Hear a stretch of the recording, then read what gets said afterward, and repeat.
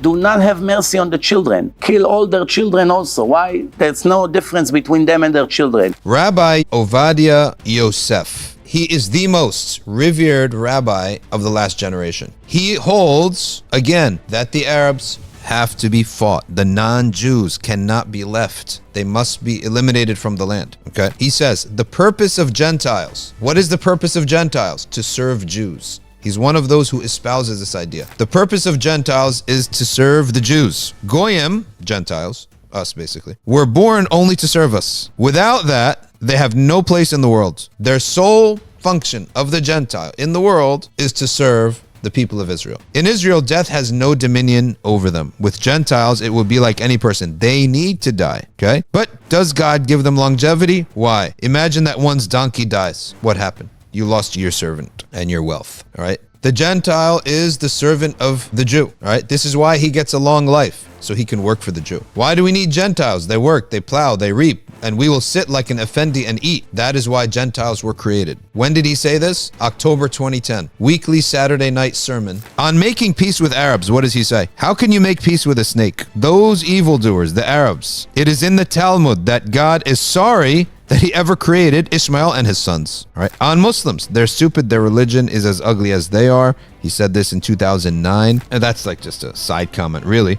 That's not theology. But when your biggest theologian says these types of things, he's the foremost Talmudic authority of his generation. Let's go now to our first video of his son. Okay, now this is Ovadia Yosef's son. What did his son do? He said, let's be more practical. Let's get into politics and change the laws. And in fact, they did pass this law, making it illegal to incite racism. But Yaakov Yosef worked to make sure that Kahana would still be able to. What he did was he tinkered with the law so that there was a loophole in it. And the loophole said, well, if you're justifying this racism that you're inciting by predicating it on religious arguments, then it's okay, you have an exemption. As long as you have a religious argument to support your racist argument, then you get by, you don't punished for your incitement. So that we can thank Yaakov Yosef for. Another classic example, he was one of the rabbis who openly endorsed the King's Torah, a book that came out about a decade ago. This book, it's essentially a Gentile baby murdering manual, I'm sad to say.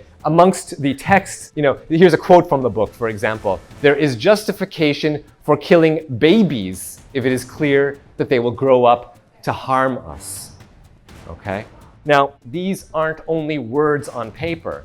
These words have effect. The reason they write these words is so that people can carry them out. And that's what happens. That's what happened in the village of Duma when followers of the Kahana movement firebombed the house of a family and burnt to death in their beds, father, mother, and 1-year-old baby, the Dawabsha family. All right? So this is Yaakov Yosef. And he's loved and praised and held up as a hero in his community. He's not marginalized. But now it's out in the open. If before it was masked, now the mask has fallen. And he supports and upholds, and his son also, the King's Torah. Now the King's Torah is like, I guess, a tafsir, all right? This tafsir is extremely dangerous, and maybe it's the accurate tafsir of the Torah, okay? Or what they call the Torah, all right? And it states here that children should be killed, all right? Children should be killed. And they're acted upon it. And who is a student of Ovadia Yosef right here in Queens, 50 minutes from us? On YouTube, his lecture is there in which Rabbi Mizrahi is a student. He's a student of Ovadia Yosef. And again, in this lecture on the Amalek, he justifies what's found in the King's Torah, that children should be killed. Why? Because chances are they're going to grow up to be like their parents and not just kill Arabs.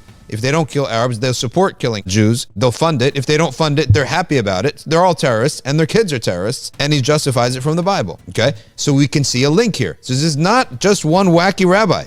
Mizrahi is not some wacky guy. He's not the extreme. Ovadia Yosef is the most celebrated. His funeral was the most widely attended rabbi in Israel. And he upholds the King's Torah. He believes this. His son is highly supported in Israel and is upholding this. These people have tons of followers who are acting upon this stuff. The settlers they go back to these types of people. Let's see what Rabbi Mizrahi and why YouTube keeps this stuff online. Well, it's good for us for you can see it, but it's insane. Let's listen to him here.